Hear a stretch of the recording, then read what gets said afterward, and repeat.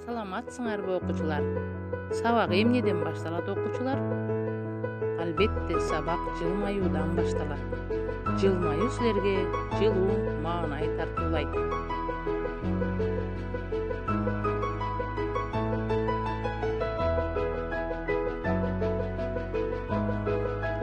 Бүгүнкү сабактын темасы адеп сабагынан эмгекчилдик адамдын көркүнү деген темадан сабак окуйбуз.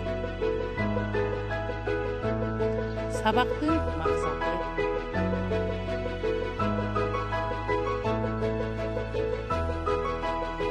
текстти окуп айтып бересиңер.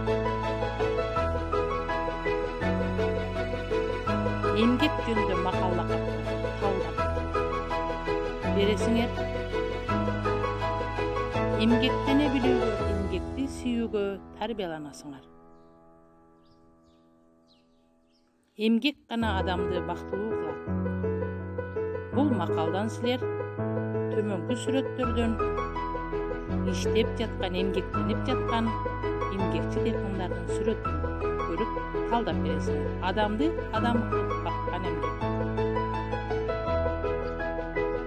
Бул макалды силер бул сүрөт менен талдап көрсөңөр болот. Ким иштесе ал иштейт. Бул макалдын маанисин да төмөнкү сүрөттөрдөн көрсөңөр болот.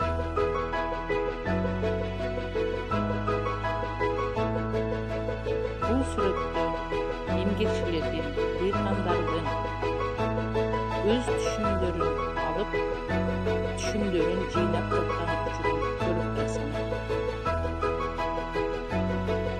Андан кийин чакан тексттерди окуйбуз.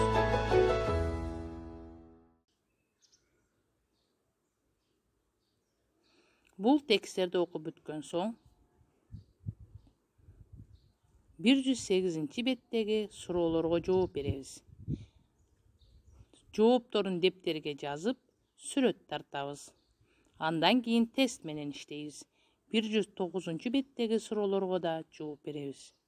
Үйгө тапшырма 110 беттеги бабалардын сөзүн жатка билүү.